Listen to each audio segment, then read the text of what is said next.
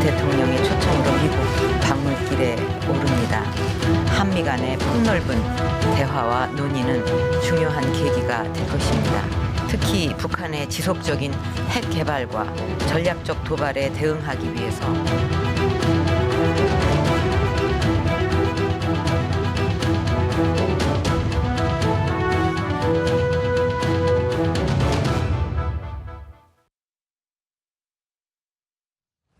네, 북한의 당창건 70주년을 계기로 냉랭했던 북중 관계 빠르게 정상화되고 있는 분위기입니다. 이런 가운데 박근혜 대통령이 네 번째 한미 정상회담을 위해서 미국으로 출국을 했는데요. 최근 관계 개선 신호가 잇따라 감지되고 있는 북중 관계 짚어보고 또 한반도 정세에는 어떤 영향을 미치게 될지 점검해 보도록 하겠습니다. 세종연구소 홍현익 수석연구위원 그리고 인제대학교 진희관 통일학연구소장 두 분 나와 계십니다. 안녕하세요. 네, 안녕하십니까. 안녕하세요. 우선 위원님 열병식 10월 10일 열병식 아주 북한에서 성대하게 준비를 했는데 드디어 마무리가 됐죠. 그리고 이제 열병식 즈음에서 아마 도발이 있을 것이다. 뭐 핵실험 같은 부분은 예고한 부분이기도 하고 그랬었는데 어쨌든 없었습니다. 정확히 말하면 좀 유보됐다 이렇게 판단할 수 있을 텐데요. 네. 이번에 중국에서 당설 5일을 파견한 부분도 일정 부분은 좀 영향을 미쳤을까요? 네, 제가 보기에는 결정적인 영향을 끼친 것으로 보이고요. 김정은이는 그러니까 아마도 추측이지만 만약에 이 중국에서도 또 무관심하게 지내고 그랬으면 이번에 아예 미사일을 쏴서 자기들의 그 핵 보유국으로의 한 발 더 가까이 다가가면서 그러면 이제 자동적으로 유엔 안보리에서 제재를 하게 되고 그러면 또 그걸 빌미로 또 핵실험까지 하고 그렇게 되면은 이 한반도에는 아마도 미국의 사드 배치가 될 것이다. 그러면 사드 배치가 되면 한중 관계 나빠지면 자동으로 북중 관계 개선된다. 그러면은 우리가 그러니까 김정은의 입장에서요. 김정은의 입장에서 볼 때 이 북한의 대외교역의 80%가 중국하고 하고 있는데 이 중국이 지금까지는 어느 정도 제재와 압박하는 모습을 갖췄는데 북중 관계만 가까워지면 우리는 뭐 고립에서 벗어나고 제재에서도 사실상 벗어나는 것이다. 그러면 사실 김정은이는 냉전 구도가 재현이 되면 뭐 핵을 보유하면서 얼마든지 정권 유지할 수 있다. 이런 계산을 했음직한데요. 거기에 대해서 시진핑 주석은 이런 것을 미리 계산하고 북한이 미사일을 이번에 쏘게 놔두면 결국 손해보는 건 중국이다. 왜냐하면은 안보리 제재하는 것도 중국은 또 가담해야 될 테고 네. 그리고 미국의 동북아에서의 군사력 증강과 한미 동맹과 미일 동맹이 더 강화돼서 중국의 입지는 더 위축된다. 그러면은 결국은 나라도 북한을 말려서 미사일을 못 쓰게 하는 게 이득 아니냐. 그래서 서열 5위. 왜냐하면 65주년 노동당 창건 65주년 때는 서열 9위를 보냈는데 지금처럼 북중 관계가 불편한 관계인데 서열 5위를 보냈다는 건 굉장한 성의 표시를 한 거거든요. 이렇게 함으로써 김정은을 달래서 어쨌든 이번의 위기는 넘어가도록 하는데 중국 지도부가 상당한 공헌을 했다. 일단은 저는 그렇게 평가하고 있습니다. 네, 중국도 이제 어떤 부분에 대해서는 좀 결단을 했다라고 볼 수 있을 것 같습니다. 이번에 류인산 상무위원이 가서 한 수일 동안 평양에 머물면서 여러 가지 일정이 있겠지만은 일단 좀 눈에 띄는 게 지난 11일 오전입니다. 평안남도 안주시에 있는 중국 인민지원군 열사 능원을 참배했다 이렇게 전해지고 있는데 이 평안남도 안주시라는 곳이 평양에서 꽤 먼 곳이죠. 그러니까 한 70km 정도가 떨어져 있는 곳인데 여기까지 가서 굳이 이렇게 참배를 했을 때는 뭔가 북중 관계 어떤 회복을 위한 움직임 중에 하나로 저희가 볼 수 있겠습니까? 네, 그렇게 볼 수밖에 없지 않을까 생각을 합니다. 예를 들면 5년 전인 당창건 65주년 때 이제 저윤캉 상무위원이라든가 왕자로이 대연락 부장이 왔을 때는 이까지 가서 참배하지 않았었거든요. 그렇지만 이제 중대한 시기에 중국의 고위 관료들이 왔을 때는 무한영의 묘라든가 여기가 이제 중국 인민지원 열사 능원인데 여기를 가서 참배하는 모습을 보였습니다. 예컨대 핵 문제로 굉장히 위기에 처해 있었던 2009년 하반기에 원자보 총리가 북한을 방문했을 때도 여기 열사 능원을 가서 참배를 했었거든요. 그리고 올해 이제 새로 부임한 리진준 대사, 중국 대사도 물론 이제 참배를 했습니다. 지난 4월에 그 경우에는 이제 새로 부임한 그런 의미가 있다고 볼 수 있는데 어쨌든 아까 홍 박사님께서도 말씀하셨지만 중국 공산당에서 대단히 영향력 있는 이러한 그 서열 5위라고 하지만 사실상 뭐 그보다도 더 중요한 위치에 있을 수 있는 그런 인물이 열산 응원을 참배했다라는 것은 북중 관계의 복원의 의미가 상당히 크지 않느냐. 그리고 중국이 항상 혈맹 관계로서 북한의 배후에 있다라는 네. 그런 대북 메시지와 아울러서 대미 메시지까지 같이 이제 전달한 측면이 있지 않느냐. 네. 그럴 경우에 또 한 가지 이제 눈여겨봐야 될 부분은 북한이 대미 방어의 차원에서 개발하고 있는 핵무기라든가 장거리 로켓이라든가 이런 것들을 중국이 혈맹 관계로서 배후에 있기 때문에 꼭 그 북한이 그렇게 자의적으로 혼자 판단해서 할 필요 있겠느냐라는 어떤 그러한 점도 암시한 게 아닌가 그런 생각도 듭니다. 네, 북한 열병식 즈음에서 이제 중국의 동향들 저희가 하나씩 좀 짚어보고 있는데요. 또 하나 눈에 띄는 중국의 움직임이 있습니다. 중국 관영 매체들, 그러니까 중국 당국의 입장이라고 해도 되겠죠. 김정은 위원장이 이미지 개선을 위해서 노력한다 이런 얘기가 들립니다. 그야말로 이제 김정은을 두고 북한의 뚱뚱한 2대 지도자다 또는 뭐 뚱보 3세다라는 그러니까 별명이겠죠. 이제 그런 검색어를 좀 당국 차원에서 차단한다 이런 얘기가 들리거든요. 네. 예, 중국에서 김정은을 이제 야유할 때 김일성도 뭐 몸이 상당한 풍채가 있고 예. 김정일이도 그렇고 김정은은 오히려 더 비대하니까 이 3대 세습을 한 김정은이를 뚱보 3세라고 이제 많이 부르는데 네. 그래서 작년이나 재작년에 동영상 같은 거 많이 나왔잖아요. 맞습니다. 근데 예. 이게 중국 정부가 만약에 이거를 관여해서 좀 처벌이라도 한다 그러면 다 들어갈 텐데 이게 요번에는 오히려 뚱보 3세 뭐 이런 것의 검색어를 차단하고 나섰다. 이거는 이 북중 간 관계를 이제는 잘 가져가겠다는 하나의 신호탄으로 우리가 파악해야 되는 게 아닌가. 그래서 요번에 제가 아주 주목한 부분은 뭐냐면 김정은이의 소망은 자기하고 자기의 정권 유지의 가장 핵심적인 나라가 결국은 미국보다도 중국이다. 그렇죠. 예. 대외교역의 80%를 중국이랑 하고 있고 네. 자기들이 거의 나지 않는 그 석유 지원의 거의 80%를 중국이 하고 있고 그런 식량도 원조를 제일 많이 해주고 있고 그런 중국이기 때문에 이 중국하고만 관계를 이제 잘 가져가면 자기는 산다 이렇게 생각을 했는데. 자기가 3대 세습을 통해서 젊은 나이에 정권을 잡고 권력 유지에 불안해하고 있는데 시진핑이 도대체 자기를 지도자로 인정을 안 해줘 왔거든요. 그런데 이제 드디어 요번에 축전을 보내면서 시진핑이 뭐라고 얘기를 했냐면 네. 김일성, 김정은의 위대한 업적이라 그러면서 칭송을 하면서 김정은의 영도하에 북한의 경제가 발전을 하고 민생도 개선되는 업적이 있었다.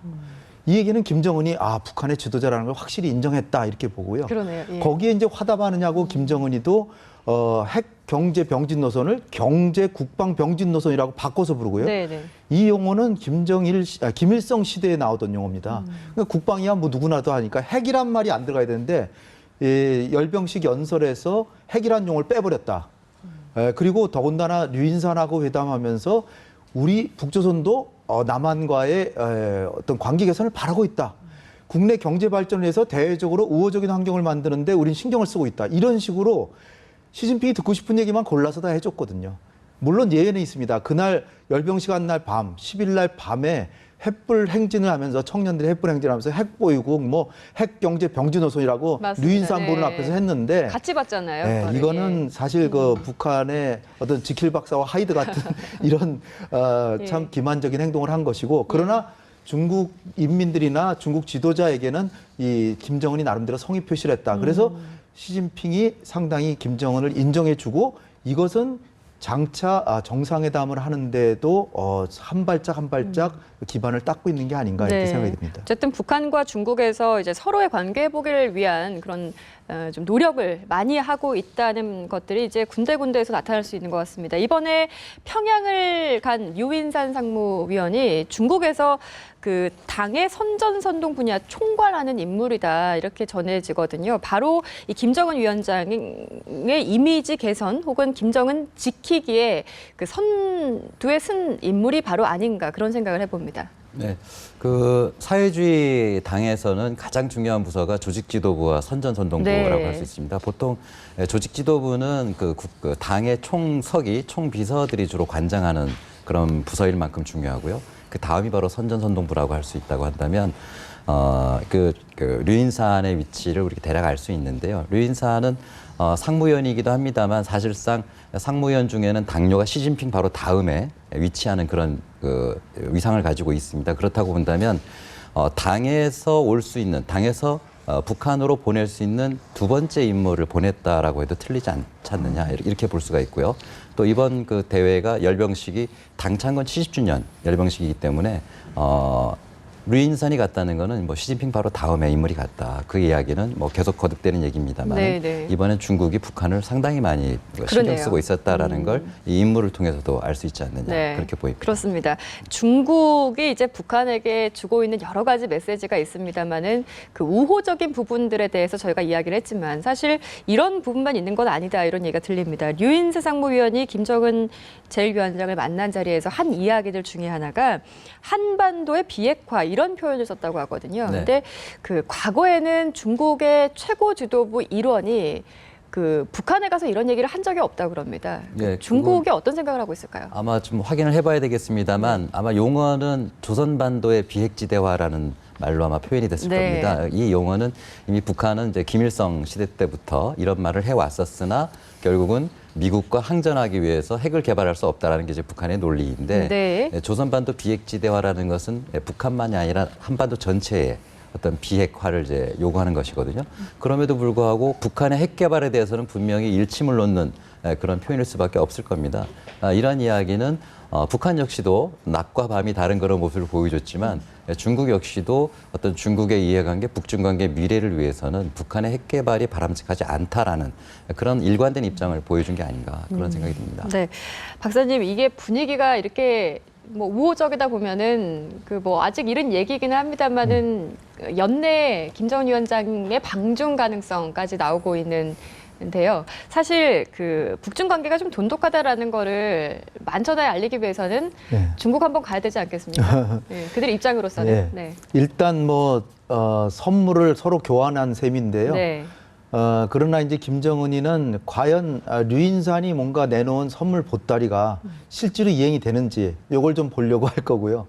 그러니까 뭐 경제 지원 같은 걸 약속했으면 과연 그게 제대로 되나 이런 걸 이제 보려고 할 테고 또 시진핑의 입장에서는 단지 요번에 미사일만 안 쐈지 사실 따지고 보면 지난 4일 날 당창건 행사 일주일 전에 김정은이가 논문을 하나 내놨는데 그 논문에 쓰여진 내용을 보면 북한의 자위적인 핵 억지력을 확고하게 가지겠다. 맞습니다. 그런 내용이 들어있어요. 그러니까 실제로의 행동은 핵 보유하는 쪽 지금 이 순간도 핵을 개발하고 있어요. 그러면서 단지 말만 안 했을 뿐이지 따라서 시진핑도 아직 의혹의 눈초리를 가지고 있고 지금 이제 16일 날 한미 정상회담 하고 이산가족 상봉도 하고 아마 이달 말까지는 적어도 김정은이가 뭔 도발은 안 할 겁니다. 근데 연말까지 안 하리란 보장은 없어요. 특히 이제 이 한국과 미국과의 북한과의 관계가 좀 나아진다든지 그러면은 김정은이도 뭐 안 쏠 수 있겠죠. 근데 남북 관계나 북미 관계 계속 안 좋고 중국도 뭐 말로만 했지 경제 지원 같은 거 별로 안 하고 그러면 김정은이 애따 그러면서 또 12월 달에 그 2년 전부터 또 그렇게 쏠 수도 있습니다. 그러면은 다 물 건너가는 거죠. 물거품이 되는 건데 따라서 제가 보기에는 연말까지도 김정은이가 일단 미사일 발사나 핵실험을 안 하면 내년 초에는 정상회담 가능성이 꽤 있다라고 이제 보여지고요. 북한이 만약에 육자회담에 어떤 경로를 통해서든지 나오면 아마 북중 정상회담은 더 빨라지지 않을까 이렇게 생각해 볼 수 있겠습니다. 그러니까 겉과 속의 셈이 다른 건데 이제 북한의 진정성이 관건이 될 것 같다는 생각이 듭니다. 저희가 북중 관계 회복에 대한 이야기를 좀 나누고 있는데요. 그 북중 관계가 회복되는 것이 그러면은 이제 남북 관계에는 어떤 영향을 미칠지 이게 긍정적으로 작용하겠습니까? 어떻게 예상하십니까? 북중 관계 회복이 남북 관계와 경쟁 관계는 아닌 것 같습니다. 중국의 가장 기본적인 원칙은 한반도의 안정 그리고 남북 관계의 개선에 있는 게 아닌가라고 얘기할 수 있는데요. 왜 그러냐 하면 중국의 그 주요 전략은 한반도에서의 미국의 영향력이 확대되는 것을 원치 않는데요. 남북 관계가 악화될수록 미국의 영향력이 더 확대되기 때문에 역으로 얘기하면 남북 관계가 개선된다는 것은 미국의 영향력이 약화되고 중국으로서는 보다 더 안정적인 어떤 동북아 정세를 운영할 수 있는 그런 상황이 된다고도 볼 수 있을 것 같습니다. 따라서 중국의 입장은 북중 관계 개선을 통해서 앞으로 남북 관계에도 더 관계가 개선되는 그런 환경을 만들려고 하는 게 중국의 의도가 아닌가 그렇게 보여집니다. 네, 이렇게 북중 관계가 회복될 기미를 보이고 있는 가운데 우리 박근혜 대통령이 오늘입니다. 오늘 네. 오후에 미국으로 출국을 했죠. 네 번째 정상회담, 한미 정상회담을 가지게 됩니다. 일단 지금 저희가 이야기를 나누고 있는 여러 가지 한반도 정세들, 동북아 정세들을 좀 비춰봤을 때 과연 이 한미 정상회담의 주요 의제가 무엇이 될 것인가? 북핵 문제가 과연 이 자리에서 어느 정도까지 논의가 될지 모르겠습니다. 북핵 문제가 굉장히 중요한 주제고요. 무엇보다도 이제 한미 정상회담이니까 한미 양국 동맹 관계 이거를 미래지향적으로 이제 발전시키는 이것이 뭐 가장 중요하겠지만 그러나 보다 현안으로 볼 때는 북한의 핵 보유가 이제 머지않았습니다. 만약에 이번에 김정은이가 당창건일을 맞아가지고 미사일을 쐈다. 그러면은 한미 정상회담의 뭐 의제나 결론이 명확하죠. 정말 북한에 대해서 이렇게 계속적인 도발을 감행하는데 가만두지 않겠다. 엄청 엄정한 보다 강력한 제재를 하겠다. 뭐 이렇게 네. 아주 단조롭게 명약관하게 설정이 됐을 텐데 이번에 이제 안 쐈습니다. 그렇죠. 안 쐈으니까 지금 아직 이제 중국 정부가 한국이나 미국의 류인산 방문에 대해서 이제 디브리핑이라 그래가지고 이제 설명을 할 거예요. 그럼 그 설명에 따른 김정은이의 생각이 이제 전해질 거 아닙니까? 거기에 그것이 하나의 변수고 또 하나는 북핵 해결을 위한 육자회담이 2008년 12월 이후에 한 번도 못 열렸어요. 그러니까 거의 7년에 가까울 동안 육자회담이 안 열리는 가운데 북한은 계속해서 핵보유 쪽으로 진군을 해왔습니다. 그런 상황에서 한국과 미국의 전문가 그룹들은 대부분 이게 제재와 압박의 그 방점을 둔 대북 정책이라고 하는 게 결국은 북한의 핵 보유를 사실상 묵인하는 것이 아니냐. 따라서 지금 한미 정상회담에서는 북핵 문제에 관해서 뭐 향후에 또 핵실험이나 미사일 쏘면 단호히 제재를 또 가하겠지만 그러나 적어도 이번이 마지막이라는 각오로 한번 협상을 해보자. 네. 그러기 위해서는 육자회담 개최를 해서 한국과 미국이 협력하고 그다음에 중국도 설득해서 북한을 끌어내자. 이런 방안이 뭔가 나오지 않을까. 그래서 이번에 한미 정상회담 이후에 양국 관계를 설명하는 설명서가 한 10쪽 정도 나올 것 예. 같고요. 그거 외에도 북핵 문제에 관해서는 아마 공동 성명 같은 거 짧은 성명이 나올 가능성이 있다. 이렇게 네. 예측되고 있습니다. 예, 박사님 말씀하신 대로 이제 이번 한미 정상회담의 주요 의제로 바로 이 북핵 문제가 오를 것으로 주요 안건으로 오를 것으로 예상이 되는데 이제 북한에서 김정은 위원장도 아마 이 회담에서 어떤 얘기들이 나오는지를 듣고 보고 나서 그 이후의 행보라든지 전략을 좀 짜지 않을까 좀 예상이 됩니다. 아무래도 여차하면은 북한에서 그 유보했던 지금 하지 않았던 그 도발 카드를 다시 꺼내들 수도 있다고 보십니까? 아마 핵실험 같은 경우에는 그렇게 손쉽게 하기는 어려울 것 같습니다. 왜냐하면 지금 기존의 재래식 핵실험 같은 경우에는 네. 더 이상 이제 주변국에 영향을 미치기 어렵고 고농축 우라늄을 개발한 이후에 핵실험을 해야 되기 때문에 당장은 좀 어렵지 않느냐 이렇게 판단할 수 있겠는데요. 방금 우리 홍 박사님도 여러 차례 말씀하셨습니다만 지금 북한의 그 장거리 로켓 또는 그 소위 북한이 얘기하는 인공위성 발사 가능성 그런 부분은 상당히 높지 않느냐라고 볼 수 있는 게 올해 그 2월인가요? 그 당 정치국 회의에서도 그 김정은이 언급했습니다만 네. 인공위성이라고 얘기를 하죠. 그렇습니다. 예. 인공위성은 어느 나라가 말린다고 해서 중단할 수 있는 것이 아니다라는 걸 누차 강조했고 또 올해 5월 달에는 우주종합관제센터를 새롭게 그 신설을 했거든요. 건물을 새로 지었습니다.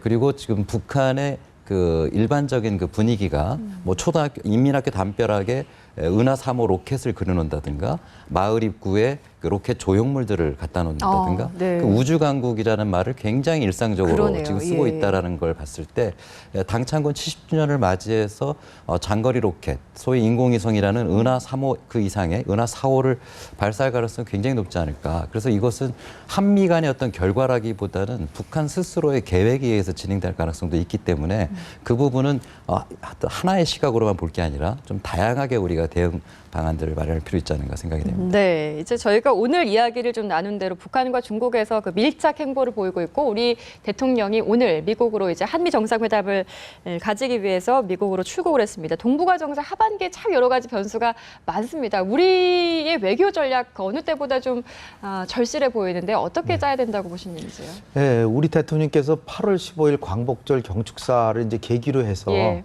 한일 관계도 이제 개선하는 쪽으로 좀 약간 방향 전환을 하고 있고 네. 그렇기 때문에 이번에 한미 정상회담에서도 미국의 바람은 한일 간에 좀 잘 지냈으면 하는 바람인데 이번 대통령 미국 다녀오시고 나서 10월 말에 또 한중일 3국 정상회담을 또 서울에서 할 그렇습니다. 예정입니다. 네. 그래서 한미 관계에서도 이제 한일 관계가 이제 현안이 되지를 않고 있고 그런 상황에서 우리가 이제 주도적 외교를 하는데 하나 제일 중요한 것에서 아직 성과가 없어요. 북핵 문제. 북핵 문제라고 하는 거는 사실 우리의 대한민국의 안보를 정말 생사를 좌우할 정도로 중요한 엄청난 위협이 지금 다가오고 있는데 7년 동안 육자회담 개최도 못할 맞습니다. 정도로 네. 지금 아무 성과가 없거든요. 그런데다가 요번에 미사일을 북한이 발사 안 해서 그렇지 발사하고 또 안보리 제재 나오면 핵실험하고 그러면 더 핵 실전 보유에 다가서는데 지금 어떻게 보면 기회가 됐습니다. 북한도 약간 주춤하고 있고 중국은 보다 적극적으로 육지회담 재개에 나설 테고 이번에 한미 정상회담에서 우리 대통령께서 오바마 대통령이 지금 사실 임기가 얼마 안 남아서 북한과 불신하고 있는 그 북한에 대해서 대화를 시도할 생각을 별로 안 하고 있어요. 그래서 미국이 안 나서면 북한이 나올 리가 없습니다. 따라서 우리 대통령께서 또다시 북한이 도발하면 단호히 한미 공조를 강화해서 단호히 응징해야 되겠지만 마지막이라는 각오로 북한과의 마지막 협상을 해보자라는 쪽으로 한번 설득을 해서 중국과 협력하고 해서 북한의 핵 문제를 적어도 동결이라도 시켜야 된다. 왜냐하면 동결 안 시키면 이제 조만간에 핵을 보유하게 되니까 북한의 핵 문제만 어느 정도 진전을 가져오게 되면 남북 관계나 이를테면 이산가족 상봉의 정례화나 얼마든지 될 수 있거든요. 따라서 핵 문제부터 우리가 주도적으로 풀면서 동북아 외교를 주도해 나간다면 그야말로 중견국가로서 우리가 동북아의 평화와 번영을 위해 앞장서는 나라가 될 수 있지 않을까 생각합니다. 네, 알겠습니다. 이렇게 해서 세종연구소 홍연익 수석연구위원 그리고 인제대 진희관 통일학연구소장과 함께했습니다. 고맙습니다. 감사합니다. 네.